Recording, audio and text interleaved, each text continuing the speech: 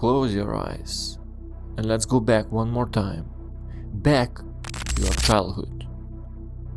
You just come home from the school, tossing your backpack to the side. You already know that you won't be doing homework for at least 2 days, because today is Friday.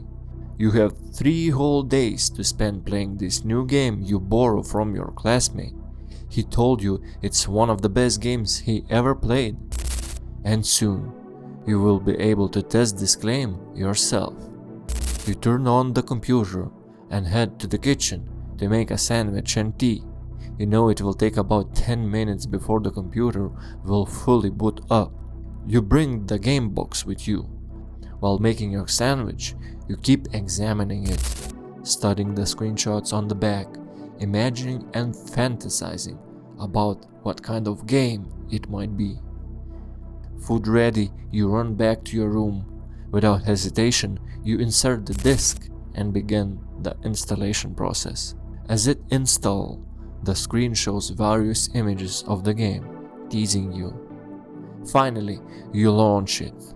A man with a valve in place of an eye appears, along with the words Sierra.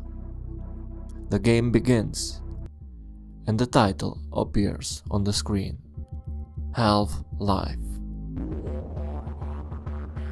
You're on a train, going to work. All that's left for you to do is enjoy the view and the experience that will stay with you for the rest of your life. Your desire to explore this world is endless. You forgot about the sandwich and the tea that has already gone cold. All your attention is locked on this computer screen, the game that has completely absorbed you. You have never seen a game like it before. Everything else disappears, just you and the game.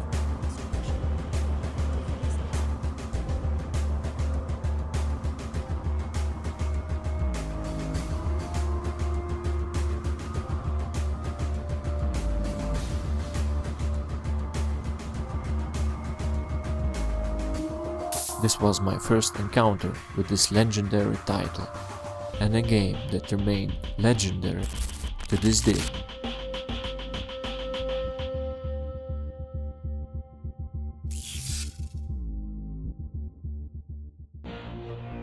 In 2026, Valve is mostly known for Steam and gaming hardware. Millions of people buy and play games through Steam every day. Devices like Steam Deck lets people play PC games anywhere. I even built my own Steam machine as a tribute to Half-Life.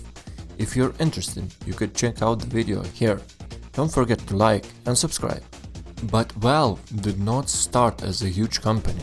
It started with one game in 1998 called Half-Life. Back then, mostly shooter games were simple.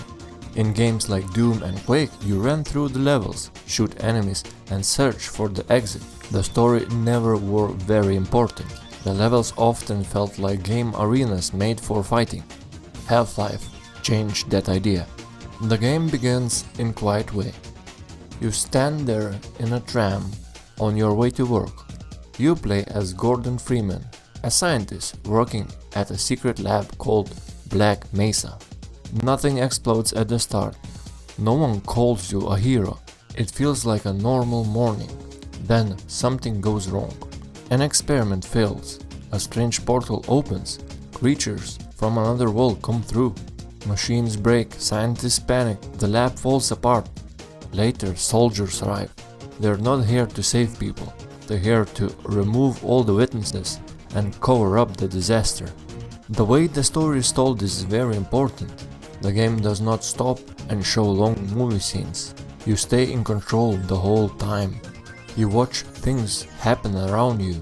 You see broken rooms, injured workers, and soldiers moving through holes. You learn what happened by walking through the place yourself. The world feels real because it was built like a real facility. There are offices, labs, storage rooms, rail tracks, and tunnels. Room connects in a way that makes sense. It does not feel like a random map placed next to each other. And you need to understand, in 1998, There were no games that did this. Quake maybe revolutionized the game engine, but Half-Life revolutionized the gameplay and the way stories are being told even nowadays.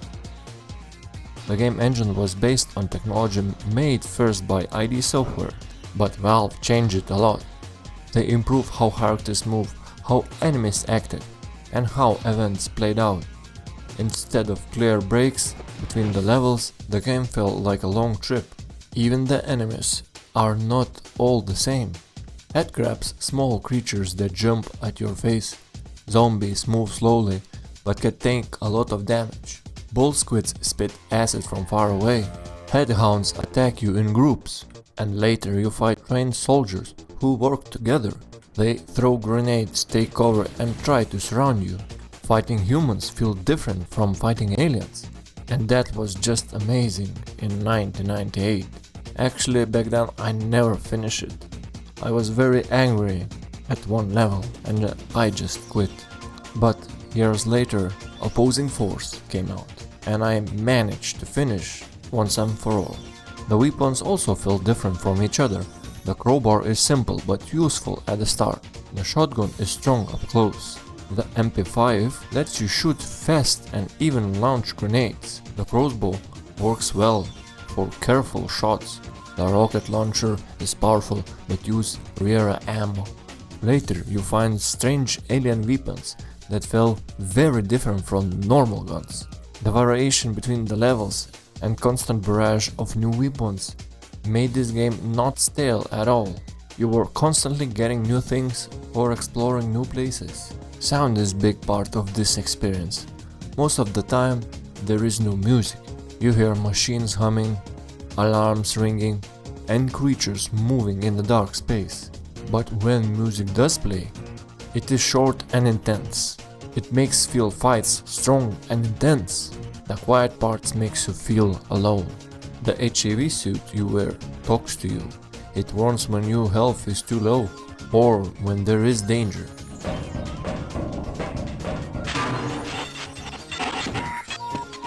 Major fracture detected. Automatic medical systems engaged. Morphine administered. These messages feel like a part of the world, not just a game text on the screen. The game's chapters slowly change the type of challenge. At first you move through offices and labs.